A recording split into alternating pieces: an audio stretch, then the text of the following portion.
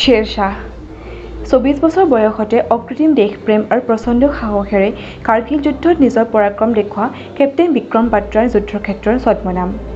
Captain Vikram বাত্ৰাৰ জীৱনক লৈ নিৰ্মাণ কৰা হৈছে আমাজন প্ৰাইমত সদ্য মুক্তিপ্ৰাপ্ত শ্বেৰশ্বাহ নামৰ ছবিখন। পৰমবীৰ চক্ৰৰে সন্মানিত এজন অল্প কথিত শ্বহীদক সমগ্ৰ দেশতে ব্যাপক হাৰত চৰ্চালৈ আনিব পৰাটো ছবিখনৰ আটাইতকৈ ডাঙৰ ইতিবাচক দিশ বুলি ক'ব পাৰি। মুক্তিৰ পাছতেই ছবিখনক লৈ ধনাত্মক আৰু ঋণাত্মক বিভিন্ন আলোচনা হৈছে বা মতামত আহিছে আৰু সেয়া স্বাভাৱিক কথা। আৱেগবৰ্জিতভাৱে ছবিখনৰ বস্তুনিষ্ঠ আলোচনা কৰিবলৈ যাওঁতে আমি প্ৰথমেই ক'ব লাগিব যে কাহিনীৰ ক্ষেত্ৰত ছবিখন যিমান শক্তিশালী হ'ব লাগিছিল সিমান হোৱা নাই। কাহিনী প্ৰকাশ কৰাৰ ধৰণ বা উপকাহিনীৰ বিকাশৰ ধৰণত বলিউডৰ গতানুগতিকতাৰ পৰা নিৰ্মাতা মুকলি হ'ব নোৱাৰিলে বা হ'বলৈ নিবিচাৰিলে। এজন বীৰ শ্বহীদৰ জীৱনক লৈ নিৰ্মাণ হোৱা ছবিৰ ক্ষেত্ৰত এইটো এটা দুৰ্ভাগ্যজনক কথা বুলিয়েই ক'ব লাগিব।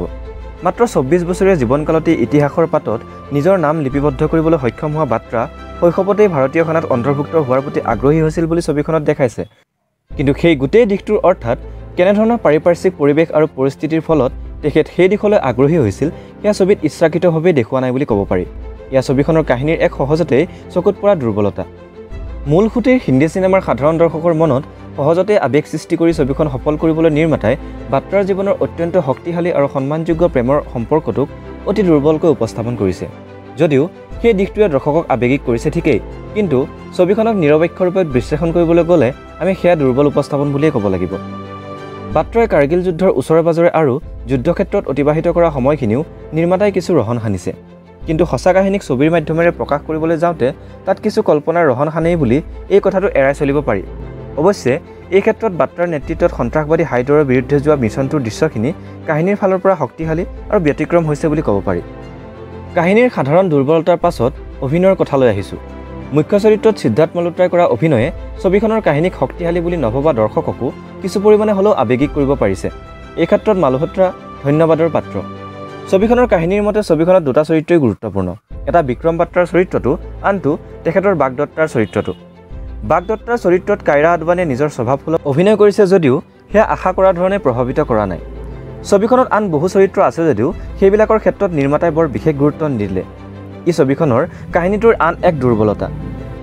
ছবিখন মূলতঃ বিক্ৰম বাত্ৰাকেন্দ্ৰিক বুলি ক'লেও বলিউডৰ পৰম্পৰাগত অভ্যাসেৰে যুদ্ধত জয়ী হোৱা দেখুৱাই যুদ্ধক অত্যন্ত দৰকাৰী বুলি পৰোক্ষভাৱে প্ৰতিপন্ন কৰাৰ অতি ৰাষ্ট্ৰীয়তাবাদী যি কৌশল, সেই কৌশলে এইখন ছবিকো কিছু স্পৰ্শ কৰিছে। কিন্তু এইখিনি সময়ত আমি ভাবি চোৱাটো দৰকাৰ যে যুদ্ধৰ ফলতে অত্যন্ত সাহসী কেপ্টেইন বিক্ৰম বাত্ৰাই অকালতে নিজৰ প্ৰাণ আহুতি দিব লগা হ'ল, যিটো যুদ্ধৰ এটা স্পষ্টকৈ চকুত পৰা বিফলতা। শেষত কওঁ, প্ৰচণ্ড সাহসী অকৃত্ৰিম দেশপ্ৰেমৰ অধিকাৰী শ্বহীদ বিক্ৰম বাত্ৰাৰ জীৱনক লৈ নিৰ্মাণ হোৱা ছবিখন কাহিনীৰ দিশৰ পৰা ইয়াতকৈ বেছি শক্তিশালী হ'ব লাগিছিল বুলি আমি অনুভৱ কৰোঁ। যি কি নহওক, এজন বীৰ শ্বহীদৰ প্ৰতি সাধাৰণ দৰ্শকক উৎসুক কৰি তুলিব পৰাৰ বাবে শ্বেৰশ্বাহ ছবিখনৰ নিৰ্মাণৰ লগত জড়িত সকলোকে ধন্যবাদ জনোৱাটো প্ৰয়োজন। এতিয়া আহোঁ অন্য এক কথালৈ। দৰ্শক হিচাপে অনুভৱ কৰিলোঁ যে বীৰ শ্বহীদ বিক্ৰম বাত্ৰাৰ ত্যাগ আৰু বলিদানক যি ধৰণে গভীৰভাৱে উপস্থাপন কৰিব লাগিছিল সেই গভীৰভাৱে ক'বলৈ গ'লে অনুভৱ নকৰিলোঁ। কলাসন্মতভাৱে শ্বেৰশ্বাহৰ উপস্থাপন প্ৰশংসনীয়, কিন্তু যুদ্ধভিত্তিক ছবি নিৰ্মাণৰ ক্ষেত্ৰত বলিউডত ভালেখিনি ত্ৰুটি সময়ে সময়ে আমি দেখিবলৈ পাওঁ। শ্বেৰশ্বাহৰ প্ৰথম ভাগত চিত্ৰনাট্য গতিশীল কৰা হৈছে। আৰম্ভণিতে দেখুওৱা ছবিৰ ক্লাইমেক্সক চেকি কেমেৰা মুভমেণ্ট, সুন্দৰ শব্দসজ্জা আৰু উন্নতমানৰ VFXৰ প্ৰয়োগে সেই দৃশ্যটোৰ অস্থিৰ আৰু ক্লষ্ট্ৰফবিক পৰিৱেশটোৰ চিত্ৰায়নৰ নান্দনিকতা বৃদ্ধি কৰিছে। যদি আমি হলিউডৰ ফালে চাওঁ, তেন্তে বিখ্যাত যুদ্ধভিত্তিক ছবিসমূহৰ ভিতৰত ক্লিন ইষ্টউডৰ দ্য লেটাৰ্ছ ফ্ৰম ইৱ' জিমা আৰু আমেৰিকান স্নাইপাৰ, মেল গিবছনৰ হেক্স' ৰিজ, ব্ৰেভ হাৰ্ট আদিবোৰ চালে যুদ্ধক এক অন্য ধৰণেহে দেখা পোৱা যায়। বিশেষকৈ যুদ্ধৰ ভয়াৱহ দিশটোক দেখা পোৱা যায়। এটা সাধাৰণ উদাহৰণ আমি ল'ব পাৰোঁ। জো ৰাইটৰ ডাৰ্কেষ্ট টাৱাৰ, ক্ৰিষ্টফাৰ নলানৰ ডাংকাৰ্কৰ কথা মনত পেলাওক। আপোনালোকে উইনষ্টন চাৰ্চিলৰ সেই বিখ্যাত ভাষণটোৰ বিষয়ে নিশ্চয় জানে। নাজী জাৰ্মানীৰ আগ্ৰাসন আৰু ডানকাৰ্কৰ পৰা দেশৰ সেনাবাহিনীক সুৰক্ষিত কৰি স্বদেশলৈ উভতাই অনাৰ সময়ত এক অস্থিৰ পৰিৱেশে ব্ৰিটেইনত হাহাকাৰৰ সৃষ্টি কৰিছিল। সেই সময়ত ব্ৰিটিছ পাৰ্লিয়ামেণ্টত চাৰ্চিলে কৈছিল, we shall fight on the beaches, we shall fight on the landing grounds, we shall fight on the fields and on the hills, but we shall never surrender. We shall fight in the hills. We shall never surrender. দুইখন ছবিৰ এই দুয়োটা সংলাপৰ উপস্থাপন আৰু কথনশৈলী সম্পূৰ্ণ পৃথক। ডাৰ্কেষ্ট আৱাৰত সেয়া চাৰ্চিলৰ দৃষ্টিভংগীৰে দেখুওৱা হৈছে।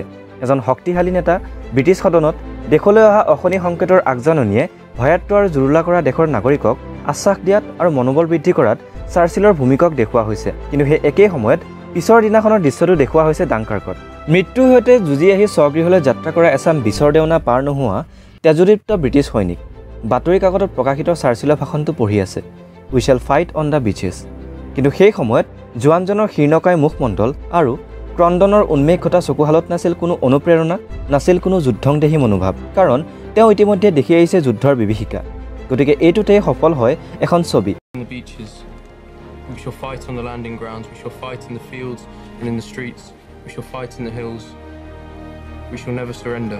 ডাৰ্কেষ্ট আৱাৰ আৰু ডানকাৰ্ক দুইখনেই 2017ত মুক্তিপ্ৰাপ্ত অন্যতম জনপ্ৰিয় তথা সফল ছবি হিচাপে বিবেচিত যুদ্ধক গ্লৰিফাই কৰাৰ সলনি যুদ্ধৰ বাস্তৱবাদী উপস্থাপন হ'লেহে ছবি এখনক আমি সফল বুলি ক'ব পাৰিম এই ক্ষেত্ৰত আমি হলিউডত নিৰ্মিত টেৰেন্স মালেকৰ the thin red line Francis Ford কপলাৰ এপকেলিপছ নাও ষ্টিভেন স্পিলবাৰ্গৰ ছেভিং প্ৰাইভেট ৰিয়ান ষ্টেনলি কুব্ৰিকৰ ফুল মেটেল জেকেট আদিবোৰে ইতিমধ্যে যুদ্ধৰ বিভীষিকা দেখুৱাই থৈ গৈছে বলিউডত সুস্থ আৰু সবল নিৰপেক্ষ যুদ্ধভিত্তিক ছবি এখন আমি চাবলৈ খুবেই আগ্ৰহী কেৱল সাউণ্ড ডিজাইন ভিজুৱেল এফেক্টছৰ ওপৰত ভিত্তি নকৰি বাস্তৱধৰ্মী কাহিনীৰে নিৰ্মাণ হোৱা যুদ্ধভিত্তিক ছবি এখনে দৰ্শকৰ লগতে আমাৰ কৰ্তব্যত নিয়োজিত সেনা জোৱানসকলকো অনুপ্ৰেৰণা যোগাব বুলি আমি ভাবোঁ আৰু বিক্ৰম বাত্ৰাৰ দৰে দেশমাতৃৰ হকে প্ৰাণ আহুতি দিয়া বীৰ জোৱানসকলকো উচিত শ্ৰদ্ধাঞ্জলি দিয়াটো বুজাব বন্ধুসকল উক্ত ভিডিঅ'টোত আমি এক সুস্থ নিৰপেক্ষ পৰ্যালোচনা আগবঢ়োৱাৰ প্ৰয়াস কৰিছোঁ সেয়েহে যদিহে অজানিতে আমি কাৰোবাৰ আৱেগত আঘাত কৰিছোঁ তেন্তে আমি আপোনালোকৰ ওচৰত ক্ষমাপ্ৰাৰ্থী কোনেও যাতে ভুল ভাবি নলয় কাৰণ we are proud of Indian army